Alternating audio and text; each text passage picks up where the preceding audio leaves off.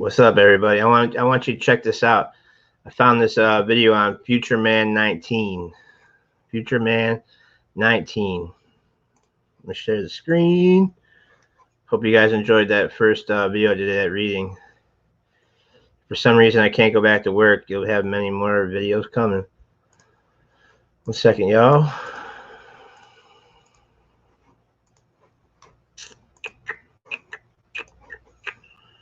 I can stand toe-to-toe at this point, I think, with just about any scientist or virologist in the world based on the investigation. All right, guys, enjoy.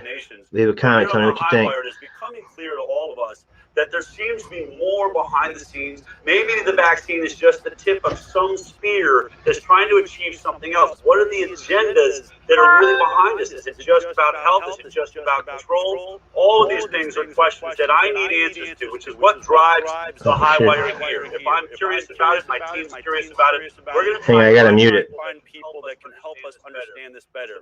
And so this week, it is really my honor to be joined by system the way many don't. She was a former secretary or assistant secretary of HUD in the United States of America, former managing director and member of the board of directors of Dillon Reed and Company Incorporated, president of Solari, a great website, solari.com, that gives a lot of information. I am joined now by none other than Catherine Austin Fitz.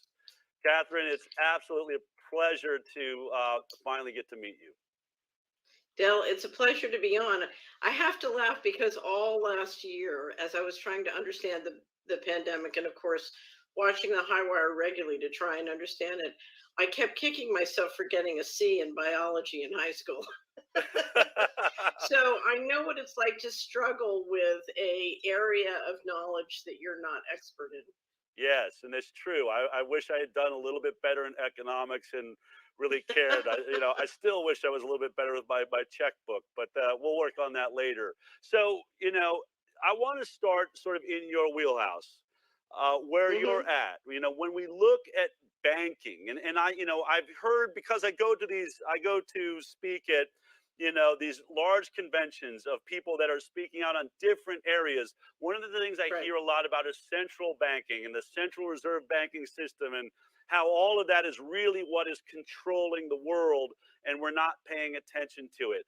So is there a greater power than pharma that exists in central banking? Is it an equal player?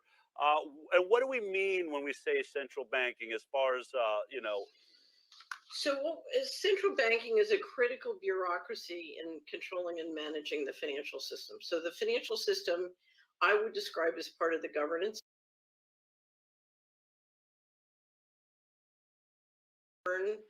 The entire planet is through the financial system, and there are very important bureaucracies within that financial system. And the one at the top of the food chain is clearly central banks.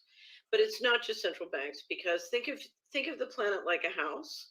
You have a mortgage, that's the banks. You have equity, that's the intergenerational pools of capital. And then you have the asset, the house. And so the insurance industry is important, the banking industry, insurance. Everybody knows their house is only, their equity in their home is only worth something if the insurance is good, right? Right. So you have these different industries, and they're all players, but there's no doubt that the fundamental model that we've been operating on for all of our lifetimes is called the central banking warfare model. The central banks print money, and the military makes sure that people use it, and they basically police the model. And what has been happening now, and it's been ongoing for 20 years, is we are coming into a significant change in both the governance and the financial model. So the currency system is in flux globally, and that's part of what's happening. It's part of why there's a demand for reset. In anticipation of this, for the last 20 or 30 years, the central banks have been moving significant money out of the sovereign governments. So we have known for many decades that there was going to be a problem when the baby boomers retired. And the reality is the central banks have moved that money out of the government. I call it the financial coup. And there's been tremendous funny business going on with federal accounts in the United States for a long time. And we're now in the consolidation where if all that money has been moved out of the government, and the retirees want it, you need an excuse as to why it's not there. Enter the magic virus. So from a financial standpoint, COVID-19 is helping provide the air cover for the fact that many of the promises that have been made are not going to be kept.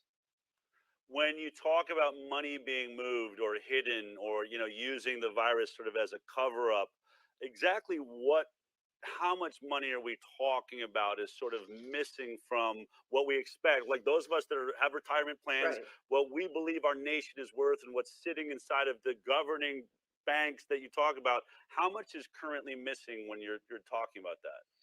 So the federal government has refused since 1998, fiscal 1998, to produce audited financial statements as required by law.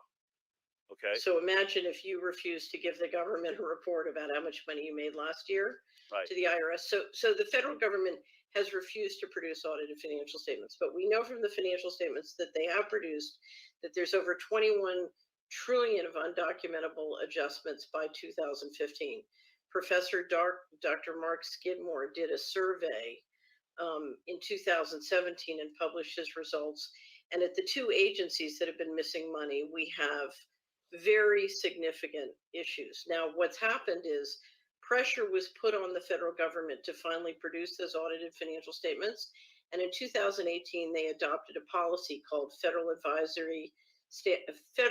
Accounting Standards Advisory Board Statement 56, FASB 56, which takes the position that they can keep secret books.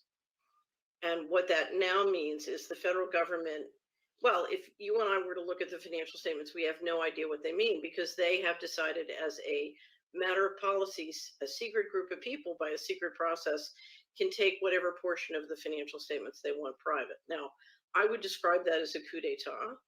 But here's what you need to understand. The Western democracies in the United States have been run with a two-pronged financial system. On one side, you have private banks with the central bank, the Federal Reserve, who are managing monetary policy.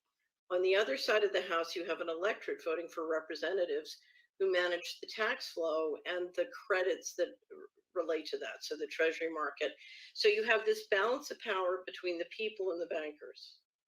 And now what is happening under the guise of COVID-19 is the bankers have decided they no longer want to share power with the electorate or the people's representatives. And whether through FASB 56 or levering the governments up so they're deeply in debt and dependent on the central banks have decided essentially to take over. And the ultimate sort of completion of this will be when they introduce digital currencies controlled and operated by the central bank. Why is that important? Because they won't be currencies, Del. They will be a financial control system. To implement that system, they need the vaccine passports. And the goal of the vaccine passports have nothing to do with health. They have to do with implementing a new digital financial transaction system, which is in essence complete control. So I call it a slavery system. Dr. Naomi Wolf said, vaccine passports are the end of human liberty in the West, and she's absolutely right. So when you say digital currencies, at many of these events I've been speaking at, many of my friends are, big on Bitcoin or Ethereum, saying this is our way forward. This is how we set ourselves free. This is how we break free of those power mongers running the world. And it sounds like you're saying, no, that's exactly how they finish the death blow. This is not what the central bankers are planning. And I sent your staff a 56-second of the video of the Bank of International Settlements General Manager Carstens explaining exactly what it meant. Okay, we've got it. Play it? Yeah, let's play it. Let's see what they said. Okay. Our analysis on CBDC, in particular for the use of general use, we tend to establish the equivalence with cash, and there is a huge difference there. For example, in cash, we don't know, for example, who's using a $100 bill today. We don't know who is using a 1,000 peso bill today. A key difference with the CBDC is that central bank will have absolute control on the rules and regulations that will determine the use of that expression of central bank liability. And also, we will have the technology to enforce that. those two issues are extremely important, and that makes a huge difference with respect to what cash is. All right, so I hear what sounds like controlling the finances, but give me. So this is what this means. You will no longer have a currency. You will have a credit at the company store. If they don't want you traveling more than 5 miles from your home, your credit card, your bank account won't work more than 5 miles from your home. If they don't want you, let's say they decided you shouldn't be able to buy pizza, you can't buy pizza. You're talking about complete control, at a very intimate level of both surveillance, because remember, there's no privacy. They'll be able to track every transaction you make. So we're talking about a credit at the company store and literally a slavery system. And you think, based on, Bitcoin, so then what is Bitcoin? Is that, or, and the other cryptocurrencies that we talk about, are you saying central banks are going to take on cryptocurrencies themselves, or are they going to take over Bitcoin, or exactly what is so central banks, right? So central banks would issue their own central bank digital currency. Okay. And the question is, would the regulators increasingly regulate cryptocurrencies, which I think the answer is yes. Will they allow them to coexist? Maybe. But if you look at the way the system will be implemented, you'll find that the vast majority of retail transactions will end up being in the CBDC system. So this is the Bitcoin and the cryptocurrencies have been very useful to help the central bankers prototype how they might want to run their systems. So they've been very useful as a prototype. Whether they're allowed to continue or exist, big question mark. I think at the end of the day, the central banks are basically planning on being the dominant player in the market. So it's a control system. This is a re-engineering. So here's the question, Del. If I'm the central banks and I'm basically going to destroy the sovereignty of governments and the power of the electorate to affect the budget, the question comes down to, how am I going to collect taxes if the electorate has no power and doesn't feel like they're sharing in the financial system? And the way you do that is with a CBDC system. You can just take the money out of the account. This is taxation without representation. Wow. Right. I've seen some of your videos. You refer to Mr. Global. I mean, I always say sort of the cosmic they. I keep hearing my friends always saying they are doing this, and many times I feel like we give they way too much credit, as though they're these masterminded geniuses that have really thought this down the road. Who is Mr. Global or the they in your mind when you make that reference? So in my mind, let's go back. If you look at the people who govern and manage this financial system, so the owners of the central banks, the people who manage the intergenerational pools of capital, the people who manage the insurance industry, if you look at how the financial system works, at the heart of making the financial system go is risk management. So it's all the people throughout those different bureaucracies who's responsible. Now, one of the decisions that is clearly evidenced by what is happening now, which is called the Going Direct Reset, which is a plan voted on by the central bankers in August 2019, and the takedown of the economy, including the pandemic, rolled out as a result of the Going Direct Reset. Wow. If you look at that group, they have decided to radically centralize control into a much smaller group of people. And that's one of the reasons why what you're watching is a destruction of the small business economy in a way, and a printing of money by the central bank. So basically the private equity firms can engage in a shopping spree to pick it all up cheap, which is why during the videos you were showing, the billionaires are getting richer and richer and rich. What you're watching is what George H.W. Bush used to call consolidating the wealth into tighter and righter hands. So this is a plan. It is being engineered. I'm not saying it's 100, they kind of make it up as they go. But if you look at who's responsible at the very top of the global financial system, they are in the room. If you look at the list of participants for the vote for the Going Direct and the people who put the plan together working for BlackRock, you can see a lot of those players. Now, if you look at the whole Going Direct, to get the financial control system into place with the passports, You need the pharmaceutical industry, you need the tech industry, you need the telecommunications industry. It's all part of putting together the smart grid, because the smart grid is the hardware and the infrastructure for this financial control grid. So it's a lot of people, and there is no doubt that the US government and the central banks have been absolutely instrumental in creating massive incentives to get everybody to play. That's the magic secret here, Del, and it's something you hear a lot sort of embedded in your interviews and presentations at the High Wire. We're building the prison. You know, in a highly centralized system, Mr. Global is not a lot of people, and yet if you look at who's building the train tracks for the control grid, it's all of us, Right. which means, you know, we have the power to stop banking with them. We have the power to stop associating with them.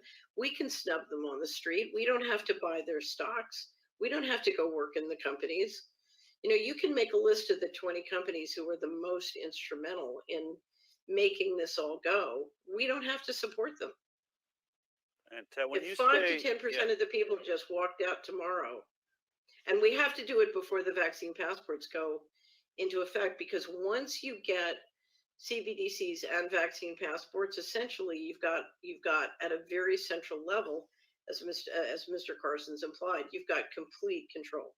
so the vaccine passport, which is already, some version of it is already seems to be infecting the politics of New York and in California. We're seeing those discussions around the world. France heavily involved, and that's what really sort of set me off and wanting to talk to you. This is the first time ever where every government seems to be in on, like the whole world is aligned. As I've said, this is a world Right. war by every government of the world against the citizens of the world. But very quickly, when you say companies we should avoid, I mean, what companies, like, can you name a few? I mean, I'm not even sure, like, in Sure. what So realm are they? there's 21 trillion missing from the U.S. federal government. Okay. Okay. The U.S. federal government bank accounts are run by the New York Fed, who's owned and whose member banks operate as agent as the depository for the U.S. government.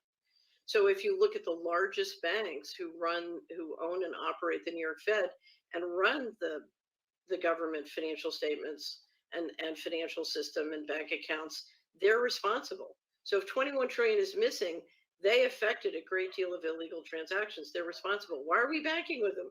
Pull your money out. Who? I'm with Chase. I got some of my accounts in Chase. Is Chase one of them? Get your money out, Dell. You're financing your enemy. Really? Bank Yep. of America? Wells So Fargo? I'll tell you a story. Okay.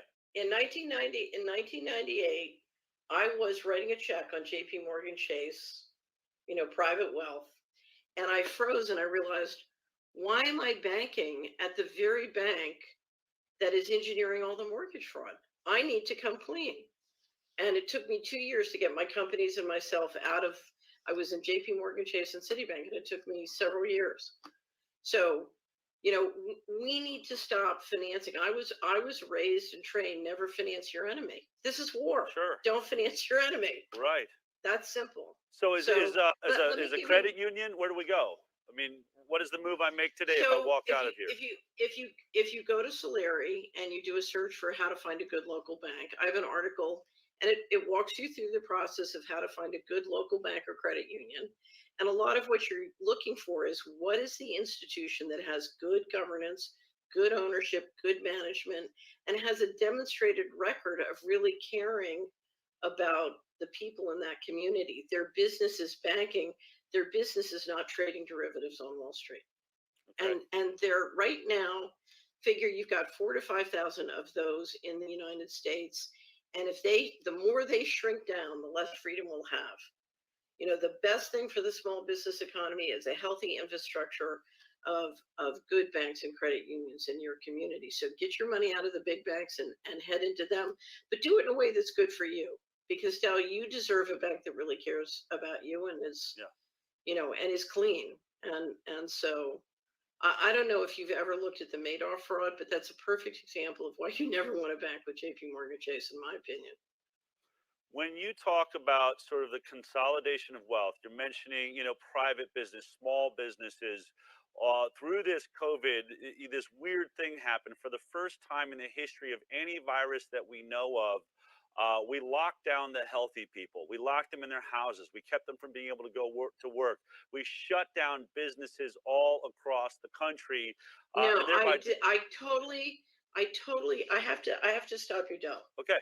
And I'm going to grossly oversimplify. We shut down the businesses owned by Main Street.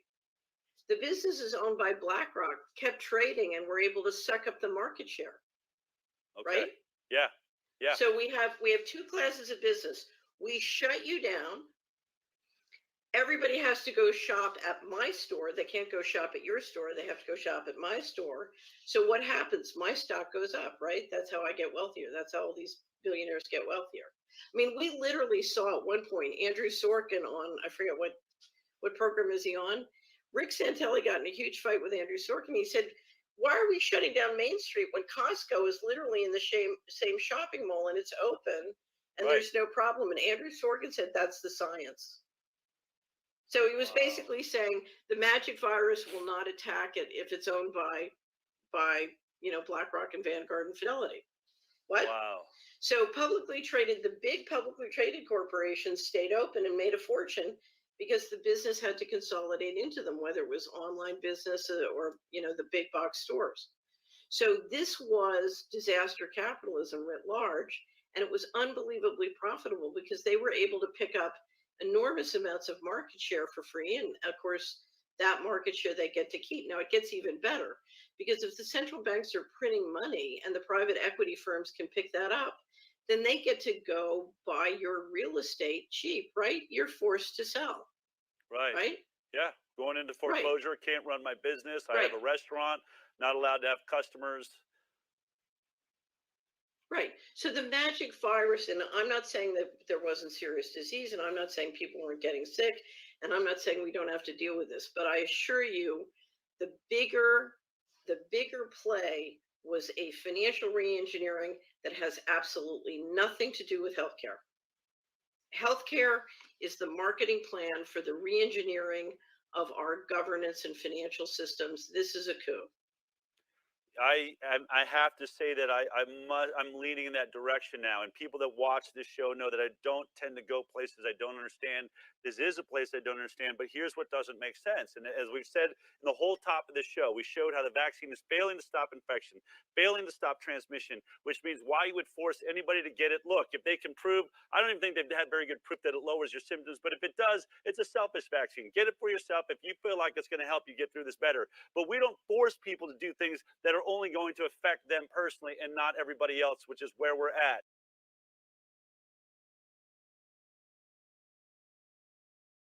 I think the writing is on the wall that we're going to mask our children. We're going back into this horrible space where now they're saying we shouldn't even laugh or talk or speak because we might be sharing water particles. And right behind that, I have to believe is going to be another shutdown of these businesses, of this economy here, what was once the greatest economy in the world. It's political control. It has nothing to do with health.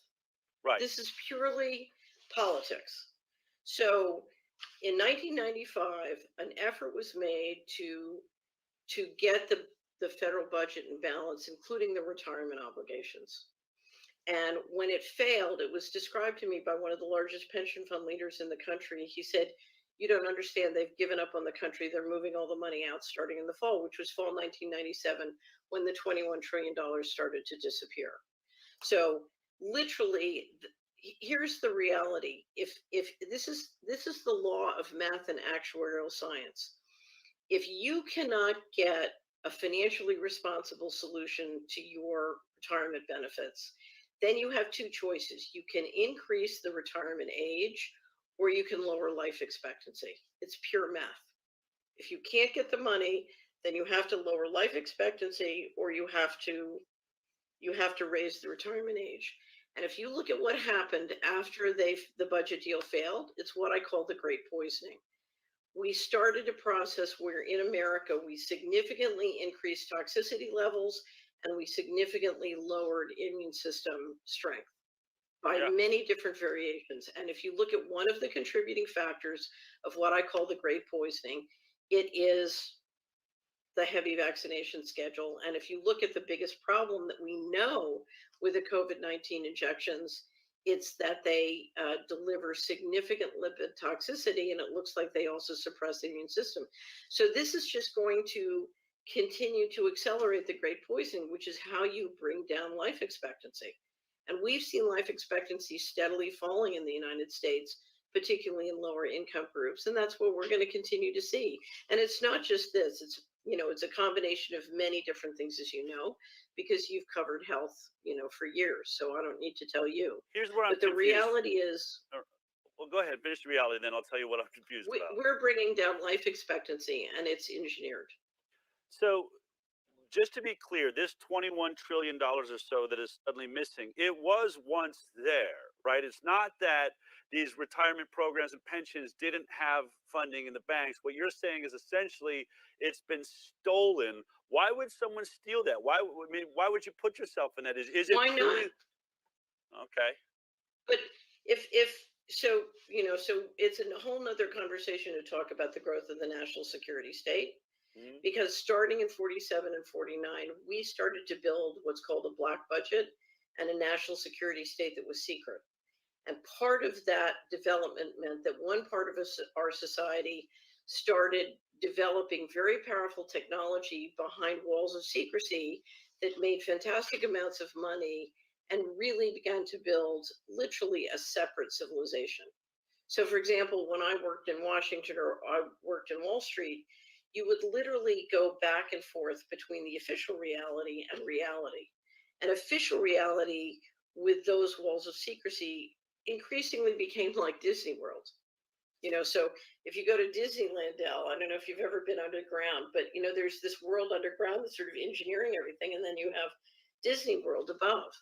And increasingly, when you worked at the top of Wall Street or the top of Washington, you would have to go back between Disney World and the real world, and the worlds have gotten separate further and further apart. And one of the reasons they've got further and further apart is we have a federal budget that's been financing both worlds.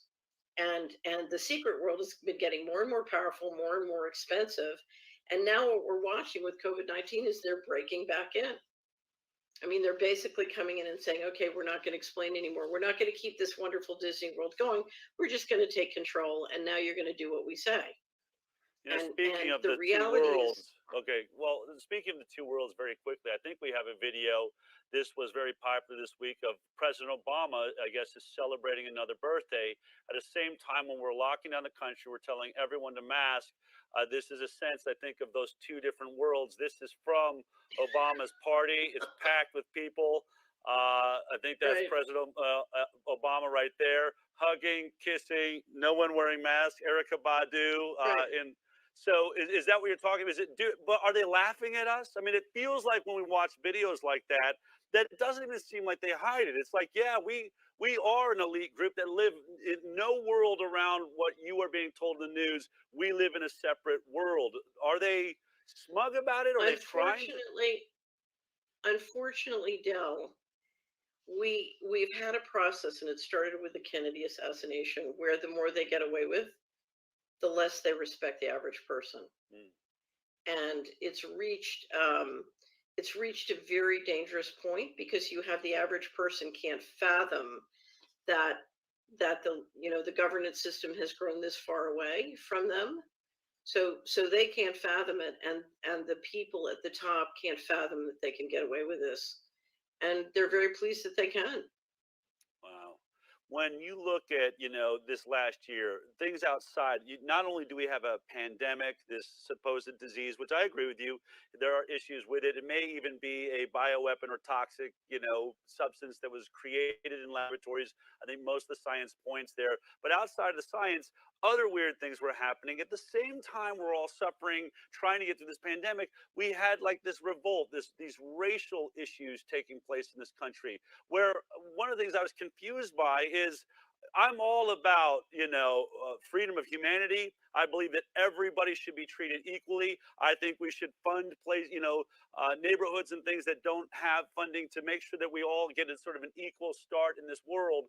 But when we watch the, the government or those that were running to be in government supporting what looked like, dramatic attacks on cities like Seattle and, fire bombing, police precincts and flames, when you were watching that, did you see that as a natural occurrence, or do you feel like that's a part of maybe this consolidation of funds? So the riots tended to happen in the cities where you had a New York Fed bank. I mean, where you had a Federal Reserve Bank. And if you look at where the riots were, I would describe them as a real estate acquisition plan. Really? So a lot of them occurred in opportunity zones, which are tax shelters. And if you're going to build out the smart grid, the place you want to build the smart grid out for the CBDCs is in the cities and the areas that have a Fed bank. So if we created a database at Solari and mapped out some of the riots, and what we found was there was an extraordinary correlation between the Fed banks and the opportunity zones and where the riots were. So to me, the patterns, I worked as an assistant secretary of HUD, and we saw very similar patterns in the mortgage fraud. So I would say that the riots were primarily an op, and I would say that they were probably designed to facilitate picking up lots of real estate cheap in the areas where they most want to build out the smart grid first, is my guess.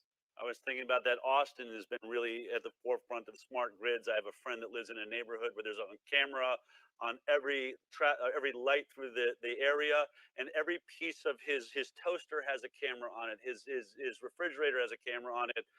He finally recognized that maybe that wasn't the best idea. But so I look at New York, right? We've lost 25% of the population left New York City, and I guess Cuomo didn't seem to care. Of course, now he stepped down. But on the other side, there's also sort of and I can imagine that. So if they're buying up properties, but then when we look at the jobs, one of these things that's really been crazy to me is this idea that we're hearing, and I go into restaurants now, and I think we've all recognized the service in America. I mean, and I spent 20 years waiting tables before I finally, got my career to take off. So I know a lot about waiting tables, and I can tell you personally, the service industry is flailing. It's like we never knew how to work a restaurant before, but many of the servers are complaining to me, we're understaffed today. We just don't have enough staff, so bear with me today. And you see that. You feel like the food coming out, that's not your usual short order cooks back there. It's like someone's trying to do it for the first time. And we're hearing one of the things that they're at home making more money not working, but taking government assistance. So what's happening there? Right, because essentially we've reached a point in the economy where it is cheaper, rather than have the electorate who shares, partial control of the governance and financial system, basically pay everybody to not work and shut down all the small business. Small business is the bedrock of democracy. And if you're going to wipe out democracy, you want to wipe out small business.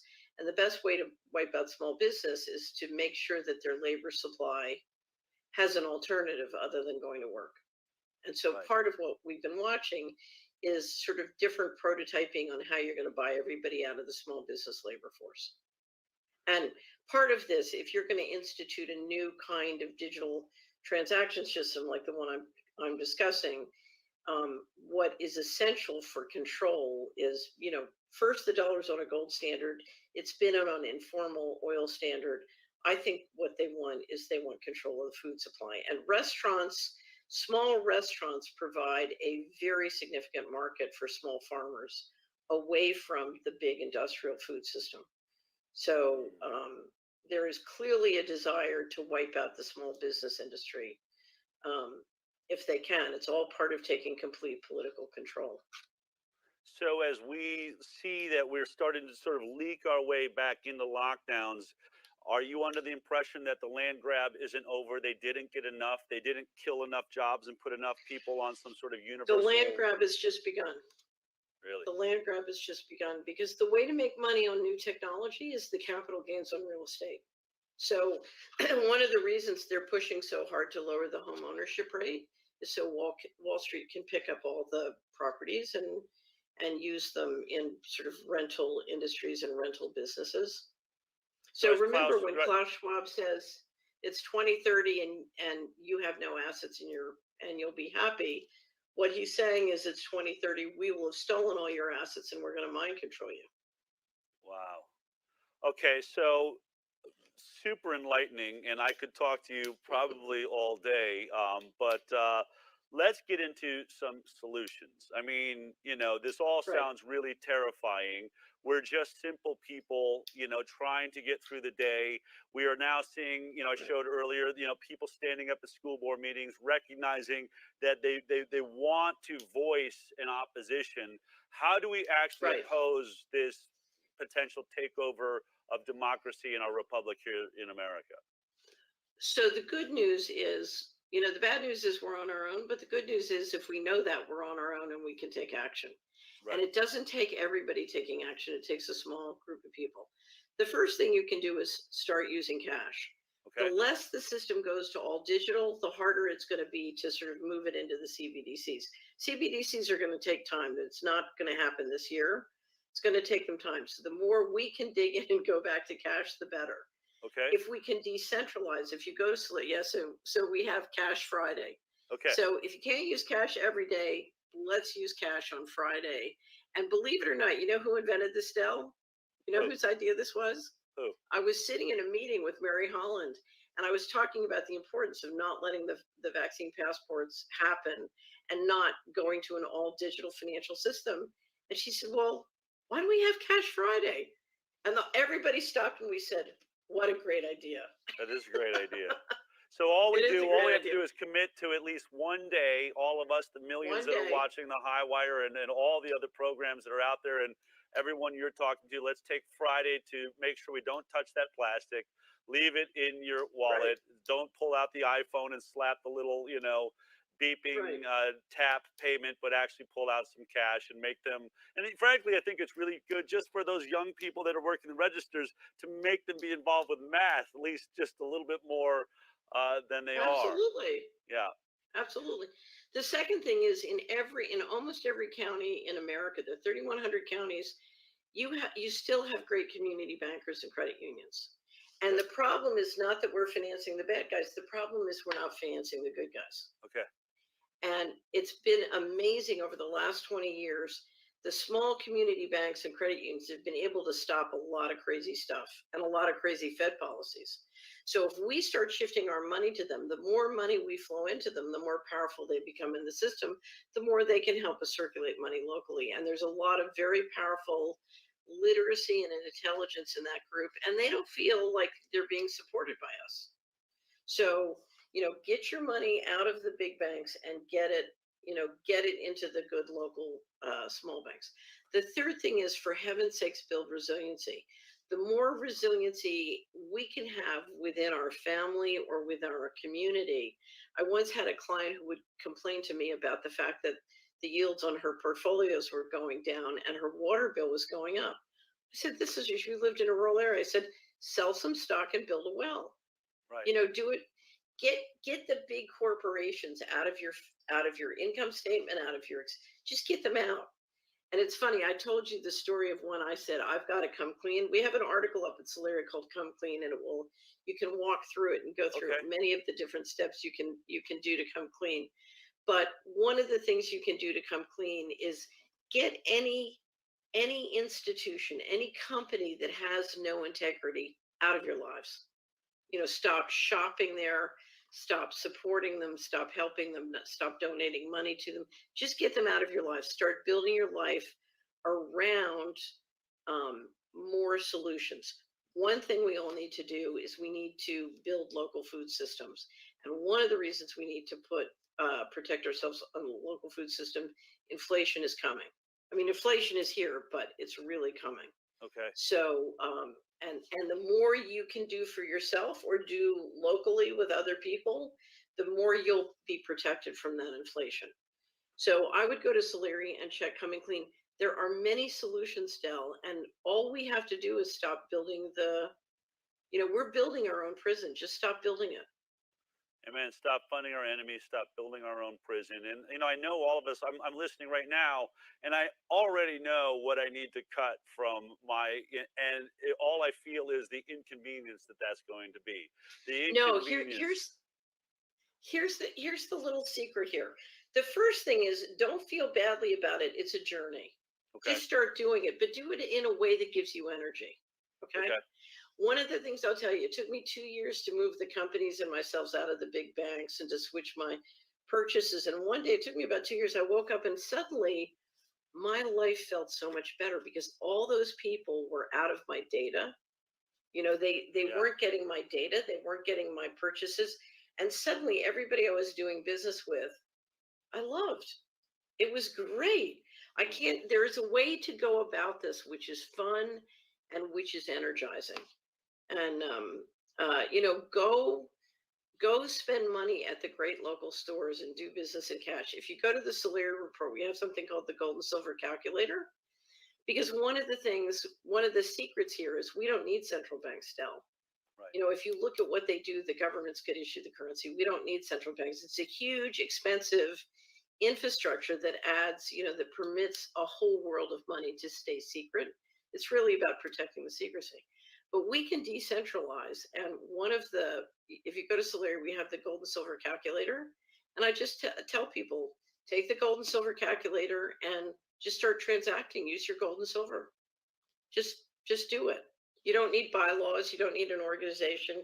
You don't need to have a conversation. You just need a group of companies and families to just start. Well, let's use our gold and silver. All right. Well, Catherine, I want to thank you for taking the time. That's great advice. And obviously, everybody, I'm going to get out of here and go check out Solari.com. Really, I mean, I want to read about how to do that.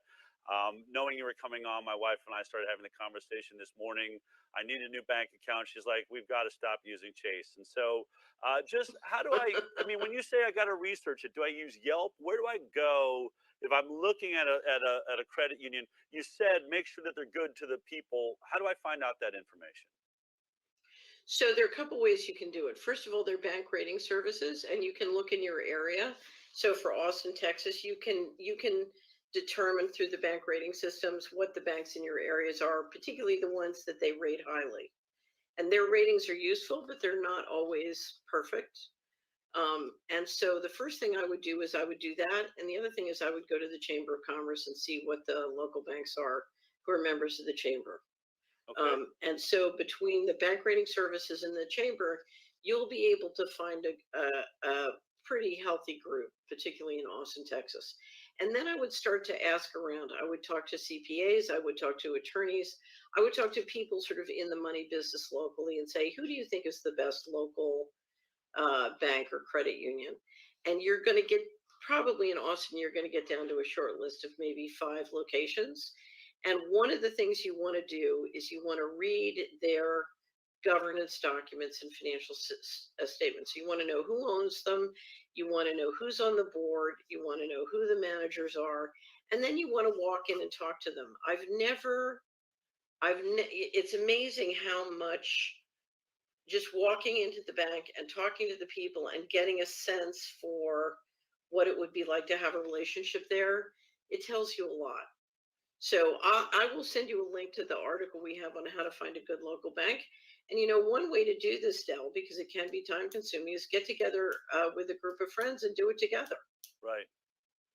All right. Well, and that's what I think, to finish this off, is this all driving us to understand a need of community? I mean, I feel like one of the beautiful things happening around me here in Texas, so many expatriates from California.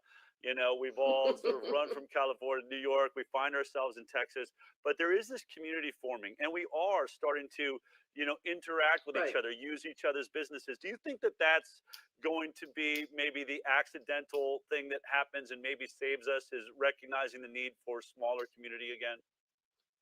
Okay, so I want to tell one more story. When I was litigating with the federal government, it turned into a really brutal fight.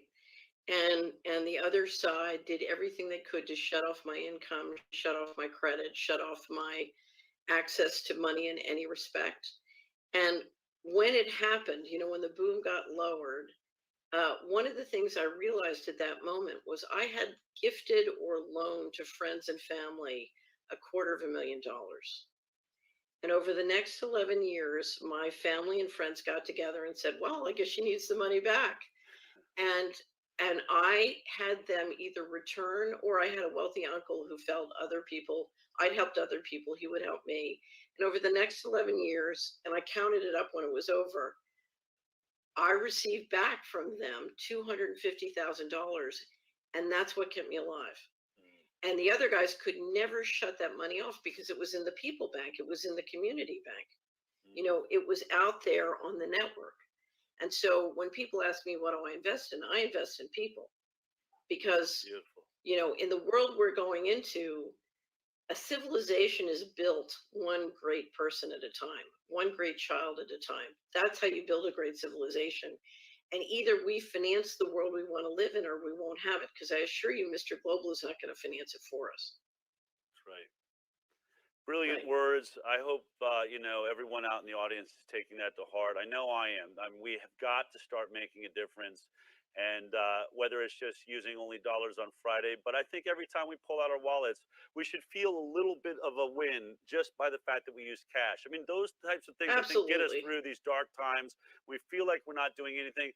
Go to your ATM, grab a bunch of cash. It's going to make your wallet a little bit bigger. I'll have that like Costanza wallet, we call it. But at least when we throw down cash, we know we're making a difference. And certainly make sure you're a part of hashtag Cash Friday. Catherine Austin Fitz, you're a gem. You're fantastic. I hope we get to bring you on again and get into more details of what's going on. And I would just tell everybody, do what I do. Remember to go give a little bit of that cash to ICANN and the High Wire. I think you're doing great work, and I want to support you completely. Thank you very much. All right. Take care, and we'll talk to you soon. Bye. Bye. Fantastic. I mean, amazing advice there, amazing thought, and really, you know. That's that, guys. Well, I hope you enjoyed that. I'm going to do some more reading tomorrow morning. I think I'm going to read the book of Clement of Rome, and I'm going to do a couple other readings too as well. So for you, those that have the weekend off, I hope you have a blessed weekend. Jesus be with you. Stay in the Word. Get in the Word. Stay in the prayer closet, guys. And I just pray that you all have a blessed night. And I pray that you have an even better weekend. And may Yah be with you. Be safe out there. And God bless. Thanks, guys. Take care. Hope you enjoyed that video. I gained a lot from it. All right, guys. Have a blessed day. Blessed night.